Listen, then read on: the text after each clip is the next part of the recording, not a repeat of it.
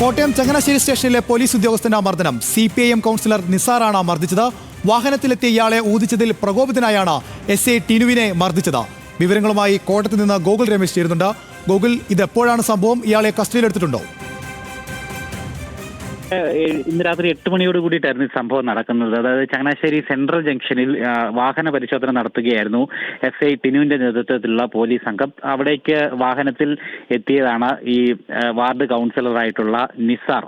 CPMന്റെ കൗൺസിലറാണ്. അതോടൊപ്പം തന്നെ area committee അംഗവും കൂടിയിട്ടാണ് ഈ നിസാർ എന്ന് പറയുന്ന വ്യക്തി. തുടർന്ന് അവിടെ എത്തി ഇയാളെ വാഹനം തടഞ്ഞു നിർത്തി പോലീസ് പരിശോധിച്ചു, ഊതാൻ ആവശ്യപ്പെട്ടു.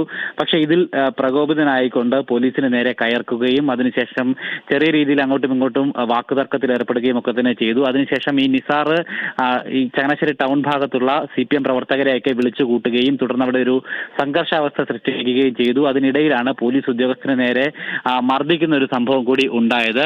ഇതിൽ പോലീസിന്റെ ഭാഗത്തു നിന്നും തിരിച്ചും ഇത്തരത്തിൽ മർദ്ദന സംഭവങ്ങൾ ഉണ്ടായിട്ടുണ്ട് എന്നാണ് നിസാർ പറയുന്നത്. എന്തായാലും രണ്ടുപേരും അങ്ങോട്ടും ഇങ്ങോട്ടും പരാതി നൽകിയിട്ടുണ്ട് എന്നുള്ളതാണ് ചങ്ങനാശ്ശേരി സ്റ്റേഷൻ ഹൗസ് ഓഫീസർ നമ്മളോട് ഇപ്പോൾ വ്യക്തമാക്കിയിട്ടുള്ളത്. അതായത് തന്നെ മർദ്ദിച്ചുവെന്ന് നിസാർ മർദ്ദിച്ചുവെന്ന് SIയുടെ ഭാഗത്തു നിന്നും പരാതി ലഭിച്ചിട്ടുണ്ട് എന്നുള്ള കാര്യമാണ് ഇപ്പോൾ അറിയാനായിട്ട് സാധിച്ചിരിക്കുന്നത്. എന്തായാലും രണ്ടുപേരെയും അല്ലെങ്കിൽ നിസാറിനെ കസ്റ്റഡിയിൽ എടുത്തിട്ടില്ല നിലവിൽ. എന്തായാലും രണ്ടുപേരുടെയും പരാതി പരിശോധിച്ചതിന് ശേഷം ഉചിതമായിട്ടുള്ള നടപടി സ്വീകരിക്കുമെന്നാണ് SHO അറിയിച്ചിരിക്കുന്നത്. എന്തായാലും ഈ സംഭവത്തിന്റെ ദൃശ്യങ്ങൾ ഇപ്പോൾ പുറത്തായിട്ടുണ്ട്.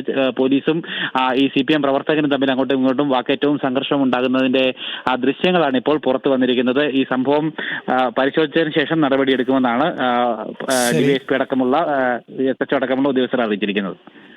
ശരി ഗോകുൽ.